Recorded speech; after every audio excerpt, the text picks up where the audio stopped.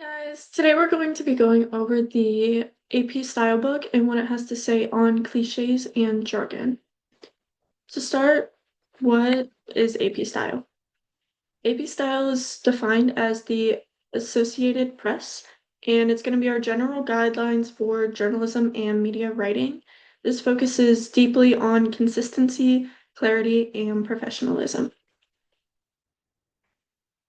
Furthermore, what are cliches and jargon? Cliches are going to be by definition, a trite phrase or expression, and it's often overused phrases and expressions that can make writing feel very dull and unoriginal. Oftentimes, this is a generalization to what you're trying to say. Whereas jargon is defined as the technical terminology or characteristic idiom of a special activity or group. This specific language is usually used in a profession, industry, or group. It is often confusing or meaningless to outsiders and but can help communicate ideas efficiently.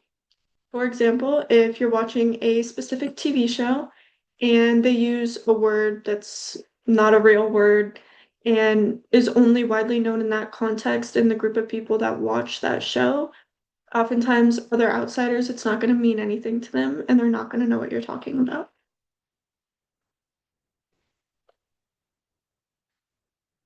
These are going to be the general guidelines for using cliches and jargons in AP style writing. For cliches, it's generally avoid them at all costs, limit your usage for them. You're going to want to be very precise in your writing. This has to tie back to brevity and not exaggerate or overuse the any cliches if you decide to use them at all, which is generally frowned upon.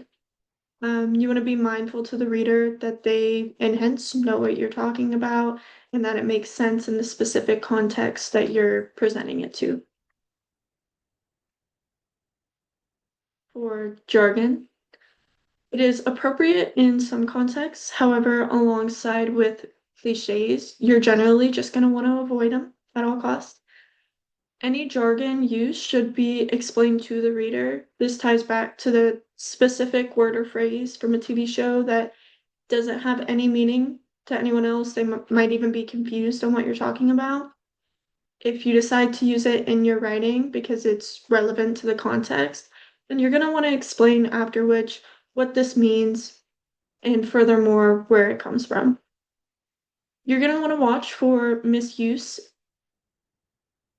instead of being clear.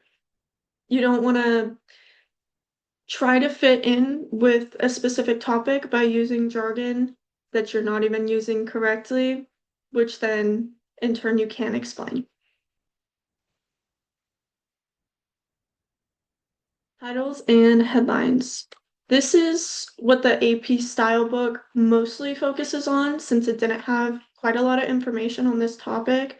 You had to figure out when to use it and how to make it appropriate. For cliches, again, generally just avoid them. They're often seen as lazy, predictable, and unappealing. If you're reading a headline that you've seen 100 times used elsewhere, you're not going to want to click on that headline, and it's not going to get you very far in your writing. When to use it, the AP style book says when it's ironic or intentional, often for humorous purposes, you don't want to use it and the audience not perceive it as what it is, which should be humorous. For jargon, when to avoid it, again, generally all the time, but often when it's not widely known to the public what you're talking about. For example, when it would be okay is when you're talking about abbreviations such as FBI, Wi-Fi, everyone knows what these are, so they don't need a further elaboration, even though oftentimes you should further elaborate anyways. Also, avoid it when it's not great for brevity, as spoken upon earlier. You're not going to want to over explain something that already doesn't make sense to other people, especially if it's not explained correctly. And it's going to be essential for clarity and effectiveness. This is really the only time that you should be using words that aren't generally known to the public. And that's going to be my AP style book on cliches and jargon. Thank you so much for listening.